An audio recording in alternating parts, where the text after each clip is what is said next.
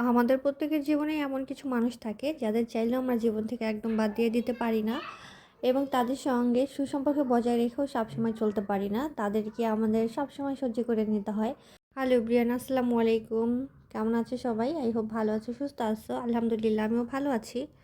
সুরানিয়াস blog থেকে নিয়া বলছি। সবাইকে স্বাগতম জানিয়ে আজকে ব্লগটা শুরু করছি। এই তো দুপুরবেলা থেকেই শুরু করলাম, কারণ সকালবেলা দেখা যায় একটু তাড়ার মধ্যে গিয়েছে, আর যেহেতু লাইনের গ্যাস খুব একটা থাকে না, রান্নাবান্না অফ ক্যামেরা করে নিয়েছি। গরুর মাংস, মুরগির মাংস, ডাল, ভাজি, বেগুন ভাজা, তারপরে সবজি, মাছ, যা যা মোটামুটি পেয়েছি সব কিছু করে নিয়েছি দুপুরে খাওয়া দাওয়ার পরে। তো আমার একটা পার্সেল এসেছে, তো ওটা হচ্ছে রিসিভ করে নিয়ে আসলাম। বেসিক্যালি হয় কি, বাসায় গেস্ট থাকলে কিন্তু প্রপার ভিডিও দেওয়া একদমই পসিবল না। যদি আমার শাশুড়ি কোনো সমস্যা নেই আমার ভিডিও দেওয়াতে, বাট আমি সময় পাই না, আর তার জন্য ভিডিও করাও হয়নি। আমাকে তো অনেকবার মনে করিয়ে দিয়েছে যে কই তুমি তো কোনো ভিডিওই বানালে না, ছাড়বে না, এটা সেটা। যাই হোক, এই সাপোর্টটাই কয়জনে করে। তো এই তো পার্সেলটা আনপ্যাক করছি, ভাবলাম কেননা তোমাদের সঙ্গে একটু শেয়ার করি। আর এটা অনেক দিনের ইচ্ছা ছিল কিনবো। আর আমার প্রিন্সেসের এটা হচ্ছে কি বলবো, ও এখনও জানেই না যে ওর জন্য আমি এটা অর্ডার দিয়েছি। আর যেহেতু পার্সেলটা বেসিক্যালি ওর জন্যই করা, সো ও তো পাশে বসে আছে, আর ওর ছবিটা দেখে ওর রিয়াকশানটা এরকম ছিল। যেহেতু ভয়েস ওভার হচ্ছে দিয়েছি, কারণ এত বেশি নয়েজ করছিল, আশেপাশে নয়েজ ছিল, টিভি ছাড়া ছিল, তো সবার কথা ছিল, তার জন্য ভয়েসটা স্কিপ করে দিলাম। ও তো ভীষণ খুশি হয়ে গেছে। বেসিক্যালি আমি দুইটা ক্যানভাস অর্ডার দিয়েছিলাম, পাঁচ পিস করে যে সেটগুলো থাকে ওটার। তো আমার প্রিন্সেসের ছবি দিয়ে একটা করেছি। সে তো ভীষণ এক্সাইটেড দেখে যে তার ছবি দিয়ে মামি এটা বানিয়েছে, কারণ এটা বানাতে দিব তার আগে তাকে বলিনি, আর ওর বাবাকেও বলিনি যে এটা আমার বার্থডে গিফট আমার প্রিন্সেসের আমার পক্ষ থেকে। তাছাড়া তার জন্য সুন্দর একটা ড্রেস তো মেক করব। তো এই তো সে তো ভীষণ এক্সাইটেড। এখানে একটু আঠা লেগে গিয়েছে, তো আমি ওটা একটু ছাড়িয়ে দেওয়ার চেষ্টা করছিলাম। আর সে তো চিল্লায় চিল্লায় তার দাদুকে ডাকছে দেখানোর জন্য। যেটা বলছিলাম, আমাদের প্রত্যেকের জীবনে আসলে এমন কিছু মানুষ থাকে যাদের চাইলেও আমরা জীবন থেকে একদম বাদ দিয়ে দিতে পারি না, আবার তাদের সঙ্গে মানিয়ে গুছিয়ে নিয়েও কিন্তু চলতে পারি না। শুধু পরিস্থিতির কারণে তাদেরকে আমরা কি বলবো মূল্যায়ন করতে বাধ্য হই, বা তাদের সঙ্গে চলতে হয়, কথা বলতে হয়। তবে সেটা একদমই কিন্তু মন থেকে আসে না। জাস্ট পরিস্থিতি বলো আর ভালো সম্পর্ক বলো, ঝামেলা যাতে না হয়, যে যে কোনো কারণেই হোক না কেন, জাস্ট একটা বাধ্যকতা থাকে যে চাইলেও তাদেরকে বাদ দিতে পারবো না, সো তাদের সাথে কথা বলতে হবে। কিন্তু সেই কথা বলার মধ্যে কিন্তু বিন্দুমাত্র টান ভালোবাসা থাকে না। তো এরকম মানুষ আমাদের প্রত্যেকের জীবনেও থাকে, আমার জীবনেও এরকম অনেক আছে। তো যাই হোক, আমি সত্যি কথা বলতে এখন আর ওই সব নিয়ে একদমই ভাবি না। আমি আমার মতো করে আমার লাইফটা লিড করি। আমার সব থেকে বেশি প্রায়োরিটি আমার সন্তান, আমার হাজব্যান্ড, তারপরে আমার ফ্যামিলি মেম্বার যারা আছে, সেটা বাবার বাড়ি হোক শ্বশুর বাড়ি হোক। কারণ আমি আমার সংসারটাকে ভীষণ ভালোবাসি, আমার হাজব্যান্ড, আমার বাচ্চা, এই দুটো মানুষ আমার পৃথিবীর একাংশ, তারপরে বাকি সবাই। সো কে কী ভাবলো, কে কীভাবে আমাকে নিল, তাতে আমার সত্যি এখন আর কিছু আসে যায় না। একটা সময় খুব মন খারাপ করতাম, খারাপ লাগতো, এখন আর সেই খারাপ লাগাটা কাজ করে না। আমার শাশুড়ি অনেকটা চেঞ্জ হয়ে গেছে, মানুষ মাত্রই পরিবর্তনশীল, অনেক সময় অনেক রকম ভুল সবার দিক থেকে হতে থাকে, কম আর বেশি। তবে সময়ের সঙ্গে সঙ্গে আমার মনে হয় সবারই পরিবর্তন হওয়া উচিত। একটা প্রবাদ আছে না, নেচার অফ রিভেঞ্জ। আসলে জীবন আমাদের থেকে যেটা নেয় বা আমরা যেটা ফেস করি, আমাদের সঙ্গে যেটা হয় সেটা অন্য কারোর সঙ্গেও কিন্তু হতে পারে। সো আমি যদি কারোর সঙ্গে খারাপ ব্যবহার করি, সেই ব্যবহারটা আমিও কারো না কারো কাছ থেকে পাবো, এটাই স্বাভাবিক। যাই হোক, সন্ধ্যাবেলায় তো চা বানাচ্ছি। আর আজকে একটু দুপুরের পরে হচ্ছে ঘুমিয়েছিলাম বলবো সে না, আমার শাশুড়ি, আমার শ্বশুর সবাই ঘুমাচ্ছিল, আমার বাচ্চা তো একটু কান্না করছিল, তো ওকে কোলের মধ্যে নিয়ে শুয়েছি। দেন আমার ঘুম চলে আসছে, তাই আমার শাশুড়ি উঠে দেখে বসে আছে, আমাকে আর ডাকিনি। বলতেছে তুমি তো সারাদিন অনেক রকম কাজ করো, তাই আর ডাকিনি, ঘুমিয়ে পড়েছো। তো 1 ঘন্টার মতো ঘুমিয়েছিলাম। দেন উঠেই তো চা বিস্কিট, মানে এটা হচ্ছে সন্ধ্যার নাস্তা বলবো না, কারণ এর আগেও খাওয়া হয়েছে। মুড়ি খেয়েছি, চানাচুর খেয়েছি, তারপরে হচ্ছে বড়ই খেয়েছে, আমার শাশুড়িদের আর কি দিয়েছি। দেন এই তো লাস্ট ফিনিশিং চা বিস্কিট। দেখা যায় প্রতিবার না মোটামুটি তাদের জন্য অনেক কিছু আয়োজন করা হয়, এবার খুব একটা আয়োজন করিনি, কারণ তাদের জন্য আয়োজন করে লাভ নেই, তারা একদমই খেতে চায় না, খুবই কম খায়, আর সব খাবার রয়ে যায়। তো আমার শাশুড়ি এসে বলতেছিল এবার বেশি কিছু রান্না করবে না, আমরা যেমন টাইপের খাই, যতটুকু খাই ততটুকুই করবে, প্রতিবার তুমি অনেক অনেক রান্না করে নষ্ট করো। তো এবার আমিও আর এক্সট্রা তাদের জন্য বাড়তি কিছুই করিনি, কারণ তারা যেই টাইপের খাবার খায় বা যেটাতে অভ্যস্ত সেটাই করি। নর্মালি গ্রামের মানুষের খাবারের প্যাটার্নগুলো একটু ভিন্ন হয়, সেটা সবাই জানো। আমি যদি তাদেরকে কোরমা বানিয়ে দেই, চিকেন কারি করে দেই, বা ডিমের কোরমা করে দেয়, যাই দিই না কেন, টিকা বানিয়ে দেয়, সেটা তারা খাবে না, এটাই স্বাভাবিক, কারণ তারা এগুলোর সাথে অভ্যস্ত না। তো তাদের জন্য এবার আর স্পেশাল ওই রকম কিছুই করা হয়নি, কারণ প্রতিবার করেই হচ্ছে আর খাওয়া হয় না। এই তো এখানে হচ্ছে ডালের বড়ি আছে, আর ডালের বড়িটা কিন্তু আমি গত ভিডিওতে তোমাদের দেখিয়েছি, এটা আমি অর্ডার করেছিলাম একটা অর্গানিক পেজ থেকে। তো এটা রান্না করছি, আর রান্না করার ফাঁকে ফাঁকেই তো গল্প করছি, কথা বলছি। তো ভাবলাম কেননা একটু ভিডিও বানাই। আর এই তো রান্নার ভিডিও করতে যেয়ে মানে এত গল্পে মজে গিয়েছি আমার শাশুড়ি আমরা সবাই মিলে। দেন মানে তোমাদের সঙ্গে প্রপার রান্নাটা শেয়ার করা হয়নি। আর এর মধ্যে আমার প্রিন্সেসও হচ্ছে নিয়ে গিয়েছিল মোবাইলটা। তো যাই হোক 2টা দিন খুব ভালোই যাচ্ছে, তবে একটু মন খারাপও ছিল। আমার ছোটো বোনের হাজব্যান্ড হচ্ছে বাইক অ্যাক্সিডেন্ট করেছে, তার পাটা ভেঙে গেছে। তো ও হচ্ছে পুলিশ হসপিটালে ভর্তি আছে 2 দিন ধরে। তো যাবো ওকে দেখতে, যেহেতু বাসায় গেস্ট আছে ছোটো দিন, তার উপরে লাইনে গ্যাস থাকে না, আমার শরীরটা খুব একটা ভালো নয়, সব কিছু মিলে না আসলে হচ্ছে না। তবে ভেরি সুন যাবো ওকে দেখতে। আর এই তো রান্নাটা বসিয়ে দিয়েছি। এই পর্যন্ত মোটামুটি সব কিছু ঠিকই ছিল। তো যেহেতু মঙ্গলবার আমার হাজব্যান্ডে বন্ধ, তো বলতেছিল মঙ্গলবারই চলো যেয়ে দেখে আসি।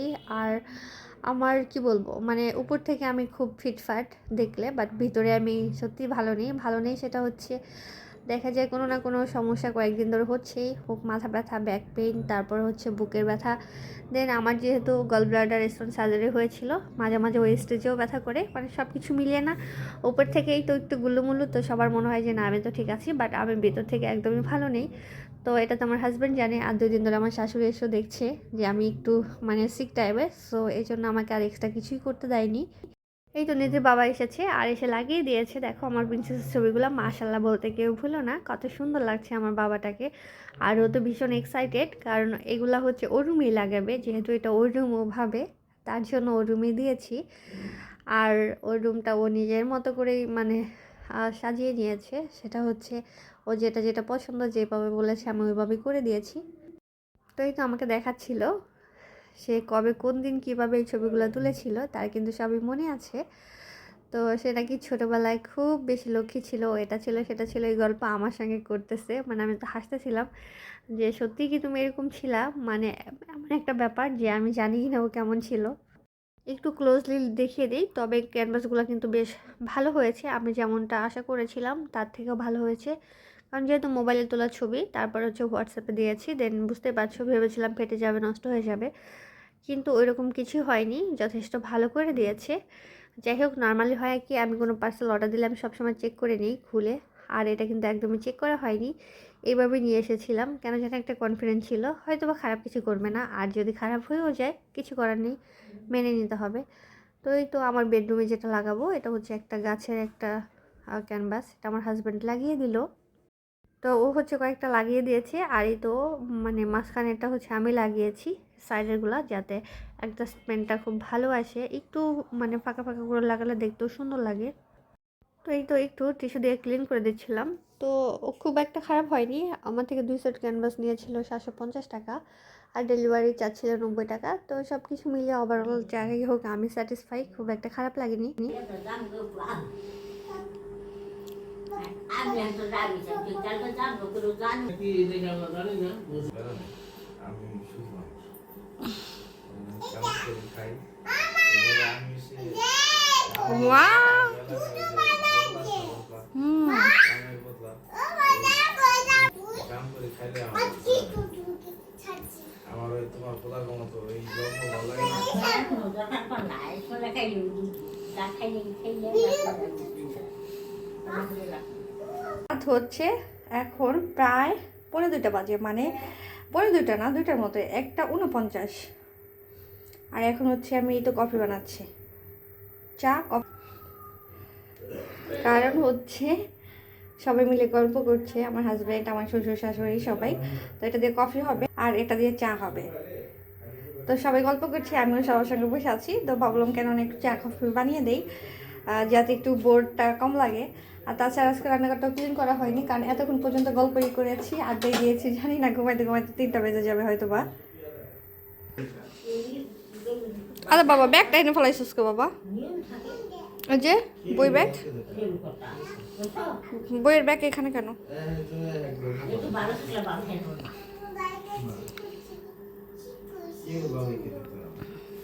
এই জন্য তুমি ঠিক করছো। যাওয়ার আগে কইয়া যায়, নাহলে তো খুঁজে আবার পাইবো না কই আছে। এই যে বিষয়টা না, এই যে টাকা এর থেকে আলাদা করে, এর থেকে আলাদা করে, আসলে এই যে নাই নাই কই আমার বাপ মা কি কইলে কি নিয়ে দেবো? তুমি এই গল্প করালে কি আব্বুরে ঘুম থেকে উঠাইলা? রাত 2টা বাজে। ওই ঘরে বসে গল্প করতে করতে মন পড়ে না, এই লেগে আমরা এই রুমে আইছি। বেশি ভালো জিনিস ভালো লাগে না, এটা ভালো জিনিস সে তো খান না। যে ভালো জিনিস তোমার কাছে কত ভালো, আর আমি তো করে না ভালো না লাগলো মাঝে মাঝে খাইতে হয়, খাই নাই না ডিপেন্ড করে যে টাকা পয়সা জমা এটা কই রাখছে আমার বাইরে কইছি না। এখন যদি ধরো মনে করো যে বস্তু কম হয় নাই, এখন যদি মোটর টোরে যায় গেলে এই টাকাটি কই থাকে না থাকে মনে মনে নাই বাচ্চি এটা আজকে দিন করে রাখতে যাচ্ছি তো আর আমার মান্না বাবার অ্যাকাউন্ট আছে, টাকা পয়সা তো আছে বুঝলি না। তো একটা কাজ করবা, তুমি বাড়িতে যাইয়া এবারে খোঁজা শুরু করবা কোন জায়গায় কি আছে।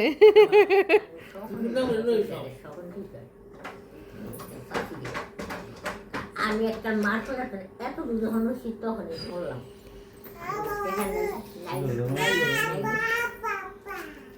নাই নাই নাই আর যায় না। কথাটা মূল ঠিক আমি আওয়াজ করে লপছি হ্যাঁ আওয়াজ করে আগে রোদে থেকে ওই ও কথা বুলি হয়ে গেছে, নাই নাই। করলাম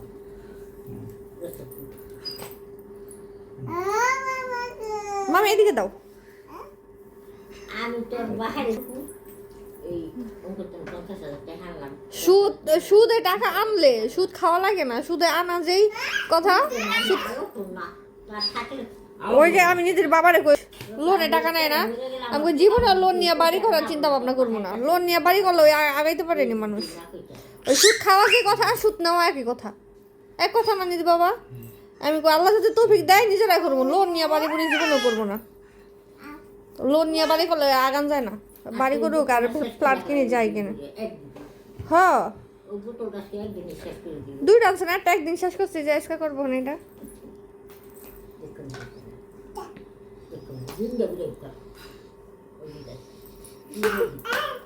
ওই যে কইলে কি এটা কেউ নিয়ে যায়? যারটা থাকবে হারে ওই যে আজকাল রিপন ভাই 6তলা বাড়ি আছে, হার বাড়ি কেউ নিয়ে যাবো? যারটা হারেই থাকবো কি ভালো থাকলে আরো শান্তি যে না ভাই বেড়াদের ভালো আছে।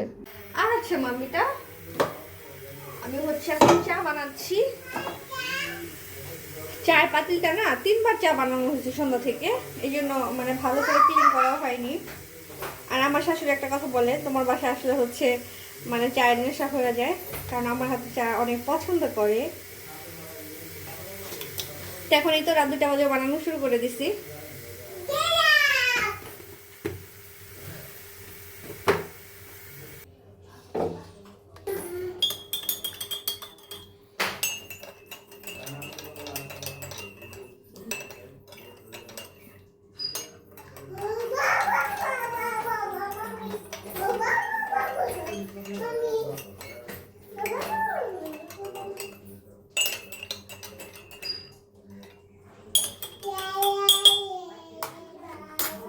কি আছে আমার নাই মানে আদা খুলে দিন এটাই তো মানুষ দুজন মাংস নাড়াল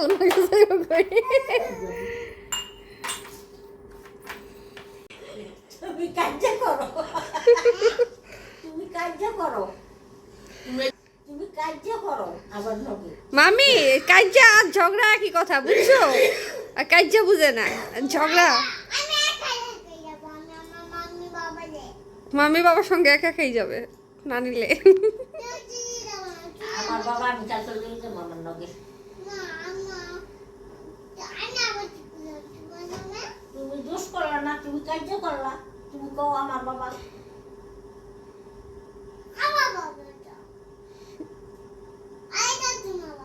না ওটা তোমার দাদা। ওটা তোমার দাদুর বন্ধু। এই তোমার বাবা যেমন আমার বন্ধু হয়, ওইরকমই তোমার দাদা তোমার দাদুর বন্ধু হয়, বুঝেছো? বুঝে নাই?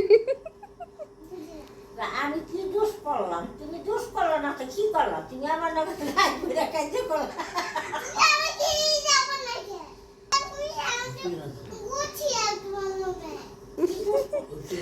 না কইছে আমি কি তোমার ডিস্টার্ব করি? তুমি দোষ করলা না তো তুমি কি করলা?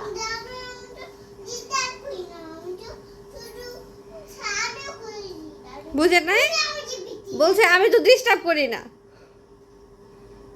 আমি তো ডিস্টার্ব করি না। আমার আছে না, তাই দাও রাগ করে কাজ করে দিব আছে। আমার ভাই কি দোষ করলাম?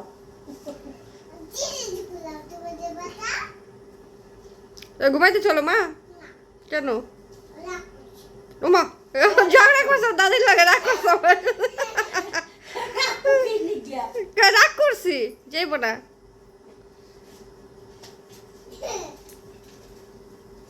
দোষ করলাম, আমি কি দোষ করলাম? দোষ করলাম না তো কি করলাম?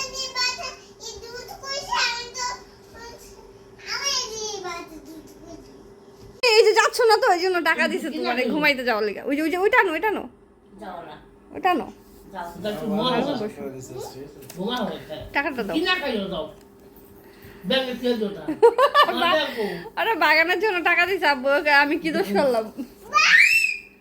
ব্যাংক মা এই যে এই নাও তোমার টাকা নাও। কাজ করে লোক বকশিস কইলো। হ্যাঁ না ওই যে বকশিস ঝগড়া করে ঘুমাইতে যাওয়ার লেগে।